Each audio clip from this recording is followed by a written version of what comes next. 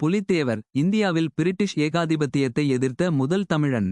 1715ஆம் ஆண்டு செப்டம்பர் 1ஆம் தேதி நெற்கட்டும்செவலில் பிறந்த புலித்தேவர் 1726ஆம் ஆண்டு அரசராக முடிசூடினார்.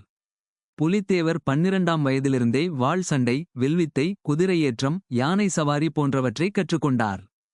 மழைக்காலத்தில் காடுகளில் புலிகளை வேட்டையாடுவதில் அவருக்கு ஆர்வம் இருந்தது. அவனுடைய வீரமும் வலிமையும் அவனுடைய ராஜ்யத்தின் குடிமக்களுக்கு எப்போதும் நம்பிக்கையை அளித்தது. புலித்தேவரின் ஆற்றல் மற்றும் ஞானத்தின் முன் ஆங்கிலேயர்களால் நிற்க முடியவில்லை. வரி கட்ட மாட்டேன் என்று ஆங்கிலேய தளபதியிடம் சொல்லும் துணிச்சல் புலித்தேவருக்கு இருந்தது. ஆங்கிலேயர்களுக்கு எதிராக செல்ல ஒத்த எண்ணம் கொண்ட சக்திகளை ஒன்றிணைக்க நினைத்தார். எனவே புலித்தேவரால் சுதேசி என்ற வலுவான படை உருவானது. இக்கூட்டணியில் சேத்தூர், வடகரை, ஊத்துமலை, தலைவன்கூடை, திருவந்தாபுரம் ஆகிய பகுதிகளைச் சேர்ந்த சில குறிப்பிடத்தக்க ஆட்சியாளர்கள் இருந்தனர். அவர்கள் அனைவரும் கிழக்கிந்திய நிறுவனத்திற்கு எதிராக 17 போர்களை நடத்தி 15இல் வெற்றி பெற்றனர். 1761இல் தொடங்கிய போர் 6 ஆண்டுகளுக்குப் பிறகு 1767இல் முடிவுக்கு வந்தது. 29 கோட்டைகள் அழிக்கப்பட்டன.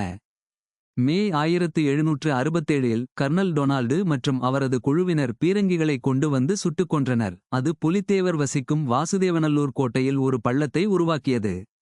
புலித்தேவரின் ஆட்கள் பீரங்கியால் ஏற்பட்ட பள்ளத்தை வைக்கோல் மற்றும் மணலால் மட்டும் மூடாமல் தங்கள் உடலையே பயன்படுத்தினர்.